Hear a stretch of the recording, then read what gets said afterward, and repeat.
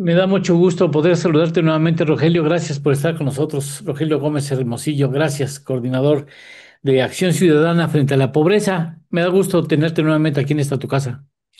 El gusto es mío, Eduardo. Muy buenos días para ti y para todo el auditorio. Este asunto ya lo habíamos tratado el año pasado, de que pues, el, la tasa de desempleo abierto que hoy se maneja como oficial, pues es prácticamente pleno empleo. En términos teóricos, es pleno empleo. Y tú y yo y todo el mundo sabemos que no hay pleno empleo en este país, que hay un chorro de desempleados, más subempleados a los que están dispuestos a darle un rato más de, y decir una mala palabra, de atorarle un poco más, con tal de ganar un poco más de centavos. ¿Por qué no reconocemos que la medición del desempleo merecería una revisión? Mira, lo que nosotros decimos es que los datos están ahí. O sea, porque hoy me preguntaban, ¿no? Bueno, el otro día me preguntaban, es que el INEGI maquilla, esconde, y lo que hicimos fue copiar el boletín y decirles, pues nada, más váyanse a la página 2, ahí dice, disponibles 5 millones de personas. Y uno se va a la definición de qué es población disponible, Eduardo, y ese es como una gran paradoja. Dice, personas que no tuvieron trabajo y que lo buscaron en el mes pasado. Y las otras, las poquitas, las desocupadas, buscaron la semana pasada. Entonces, pues yo digo, el INEGI aplica estándares internacionales que son de países donde hay seguro de desempleo, donde si no buscas trabajo todo el tiempo, te quedas sin nada. Pero acá donde no es que se generen trabajos todo el tiempo, evidentemente la gente no tiene por qué estar saliendo a buscar todos los días cuando sabe que no lo hay. Entonces, pues nada más es cosa de sumar desocupadas más disponibles, te da 6.750.000 personas, lo cual sería una tasa ajustada, ampliada o como le quieran llamar, arribita del 10%. Y eso, ciertamente, como bien dijiste, Ardo, no estamos hablando ni de subocupados, ni de quienes estuvieron ausentes y no recibieron ingreso, ni de quienes tienen trabajos que no les pagan, pero están ahí ayudando a su familia, y ya no digamos de quienes tienen esos trabajos llamados informales, pero nada más desocupados más disponibles.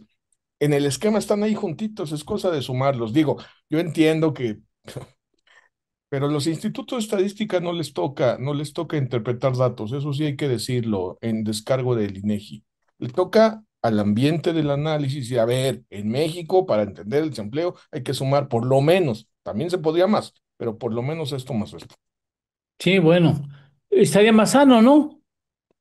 Y podríamos tener políticas públicas para entender, porque ahí sabes que hay millones de jóvenes y de mujeres. O sea, toda esta preocupación por jóvenes y que si los están reclutando y que qué vamos a hacer cuando en el futuro no tengamos para las pensiones, pues es ahorita. O sea, ¿cómo hacemos para que estos millones de jóvenes que están disponibles, o sea, listos para trabajar, lamentablemente ya se salieron de la escuela, digo lamentablemente porque ojalá siguieran, pero no están ahí, puedan incorporarse a un empleo y contribuir al crecimiento económico del país?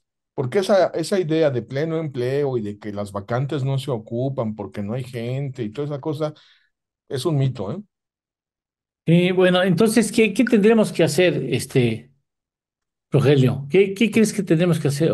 Aprender a sumar, a buscarle los datos bien, ¿no? Pues sí, primero que en los ambientes, y yo te agradezco mucho, Eduardo, porque aquí, pues como tú bien dices, lo hemos platicado varias veces y en tu programa tú le das seguimiento a las cosas como con más seriedad, pero de veras, hay como una, no sé si flojera, yo creo que hay una inercia, obviamente, de decir, bueno, pues el encabezado dice 2,5% y son 1,500,000, pues así dice, ¿no? Ya, oigan, pues página 2 por favor, o sea, ahí está el dato, un poquito de análisis, porque ciertamente todos vemos que ciertamente hay un sector de la población que no está trabajando y podría trabajar. Y ahí todavía hay que sumarle, bueno, no sumarle, hay que también visibilizar 18 millones de mujeres que esas sí no están saliendo a buscar trabajo porque no pueden salir a buscarlo, porque Las están cuidados. encerradas en su casa trabajando sin remuneración por una obligación impuesta culturalmente de género, porque no hay sistema de cuidados, porque no hay estancias infantiles, escuelas de tiempo completo, lugares de atención a adultos mayores y personas enfermas. En fin, como no tenemos toda esa infraestructura, pues las mujeres tienen que quedar en su casa cuidando. Oye, sí, bueno, esas no las podemos sumar porque están dándole, ¿no? Eso tendríamos que remunerar una parte de su trabajo al menos, ¿no? Ese es el Crear los sistema de servicios cuidados, públicos. ¿no? Mira, ¿qué se hace en el mundo? Pues estancias infantiles. Toda mujer que quiere trabajar sabe que tiene a su hija, a su hijo, si es pequeñito, en una estancia infantil. Y si ya es un poquito mayor y está en edad escolar, en una escuela en donde se puede quedar a comer y tener actividades en donde además desarrolla una serie de condiciones deportivas, culturales y académicas más padres, aprende mejor, digamos, porque la escuela Sí, tiene un horario ampliado, ya digamos, sí. aquí decimos tiempo completo. La verdad es pues que permita trabajar y que niñas y niños estén seguros. Pero no se puede hacer, en este régimen no se puede hacer, al menos en los 2 primeros años está en chino, porque el anterior gobierno dejó demasiado comprometido las finanzas públicas y ahorita no hay lana para nada. Lo que yo no entiendo es por qué la presidenta, si reconoce, porque no es tonta, si reconoce que le dejaron un cochinero que puede arreglar parcialmente con una reforma fiscal a fondo, ¿por qué no la hace? Finalmente, la reforma fiscal no significa necesariamente ponerle IVA a medicinas y alimentos, ¿no? Por ejemplo, sino que quien gana más le atore más. Sí, y cerrar la llave a todas las fugas, porque hay una fuga ahí de ingresos fiscales que, ¿no? De condonaciones de impuestos, regímenes especiales, IVA, tasa cero, donde modelos de negocio que ganan de recuperar IVA y todas esas locuras que digamos creo que se llevan más o menos 1.000 millones de pesos, ¿no? De los 6.000. Entonces, nada más para que nos demos idea, de acuerdo, Eduardo, ciertamente ahorita no habría recursos, pero lo primero que hay que hacer es reconocerlo. Nuestra idea es, a ver, aquí Claro, están los datos, vamos viéndolos, ¿no? Vamos abriendo el debate, porque la otra es conformarnos que porque abrieron 6 estancias en Ciudad Juárez ya va a mejorar la cosa, y pues no, no basta. Seis, no, sí. no. Entonces, hoy, si mediéramos con una medida, con criterio amplio, las cifras oficiales estaríamos hablando de cuántos desempleados, de más de 6 millones, casi 7 millones. Casi 6.750.000, según el dato más recientito de este trimestre, Y eso primer trimestre del correspondería año. al 10%. Y eso nos lleva a 10.3 en una tasa, pues que donde sumamos la PEA más los disponibles y te da 10%, que es 4 veces más que lo que se dice hoy, ¿no? 2.5 Uf. Y si sumamos a las mujeres que quisieran trabajar porque están cuidando al abuelito o a la abuelita, a los o al abuelito chiquitos. y a la abuelita más el chiquito, más ¿no?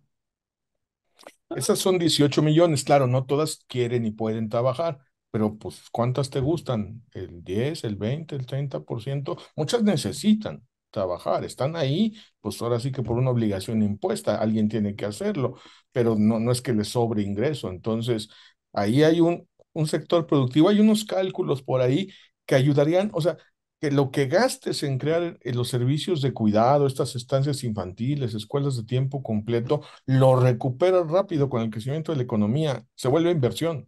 Pero claro, entiendo que en este momentito primero hay que hacer la reforma fiscal, No, concuerdo. en este momento están muy complicadas, ¿no? Están muy revueltas las cosas, ¿no? Muy revueltas las cosas. La pobreza laboral, ahora ya se rasuraron al Coneval, ahora sí que quién podrá defendernos. Acabo de hacer una entrevista, acabo de hacer una entrevista de México, ¿cómo vamos? Donde están hablando de la pobreza laboral, ¿no? La pobreza laboral es importante, ¿eh? Sí, claro. Y sigue siendo, la informalidad laboral sigue siendo un cáncer que sigue creciendo. O al menos está ahí, ¿eh? Ahí está. Está totalmente estancado. Crece en cantidad, pues porque crece la cantidad de población, en porcentaje hasta podrían decir que bajó, pero cuando baja en un punto, 2 puntos, Eduardo, estamos en el margen estadístico, así que en realidad está totalmente estancado. Lo que pasa es que en informalidad nos llevaría a otro programa, así que luego lo platicamos. Sí. Pues, hay una confusión. Lo que mide INEGI son los trabajos que no tienen derechos laborales. Y lo que todo el mundo piensa es los negocios que no pagan impuestos, los changarros, la economía irregular. Espérenme, son dos datos distintos. No digo que no sea problema, ¿no? Piratería, ambulantaje, lo que me quieras, ¿no? Gente que vende en la calle, claro que es una problemática, pero esa no está medida por el INEGI, por lo menos no con esta encuesta. Aquí lo que está midiendo es gente que trabaja y no tiene seguro social, no tiene contrato, no tiene derechos laborales. Y O sea, ustedes, trabajo precario, pues. No, ustedes nos habían dicho que incluso un porcentaje importante de los pobres laborales trabajan en grandes empresas, Correcto, correcto. Con datos del IMSS uno puede ver que una parte, que la mitad de la gente que tiene trabajo formal, o sea, registrados en el IMSS, y no gana para salir de pobreza, está en medianas y grandes empresas, claro. No todo es de los chiquitos y de los micro. porque estaba yo viendo para hacer, para este trabajo de en torno al dinero que tú conoces bien. Hoy el dato del primer trimestre en materia laboral tiene menos trabajos ocupados, ¿no? Menos Ujú. empleo que los 6 trimestres anteriores. Desde el tercer trimestre del 2023, los datos trimestrales son mayores que el primer trimestre del 2025. Yo no sé quién tarjetea a la presidenta cuando dice que, mira más, en marzo tuvimos un récord de creación de empleos y tú dices, ¿de dónde sacaron esos datos? Del IMSS, pero sí, son marginales. Lo que necesitamos, o sea, para ver realmente cómo nos va en creación de empleo, es la comparación entre población en edad de trabajar y gente que tiene trabajo, ¿no? Crece la población, pues sí, crece más gente la que trabaja. El asunto es, se movió la tasa de participación laboral y no se mueve desde hace 1000 años.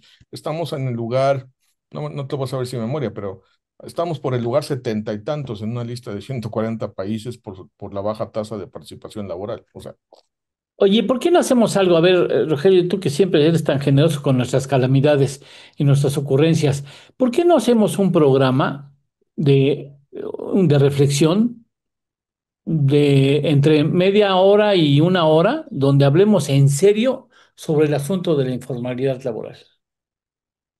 con mucho gusto, informalidad y precariedad y que le Sí, entendamos a eso, ¿sí? pero a ver, ¿cuáles son los datos? ¿Cuáles son las razones o posibles razones y cuáles son las posibles soluciones? De acuerdo. Sí te late? Con gusto, Eduardo, No, nos ponemos de acuerdo y la próxima semana lo hacemos. cuando me digas. Órale. Por lo pronto, en esta ocasión te lo agradezco, no te me vayas a ir. Te agradezco mucho que hayas estado con nosotros. En torno al dinero. Con Eduardo Torreblanca Llanes.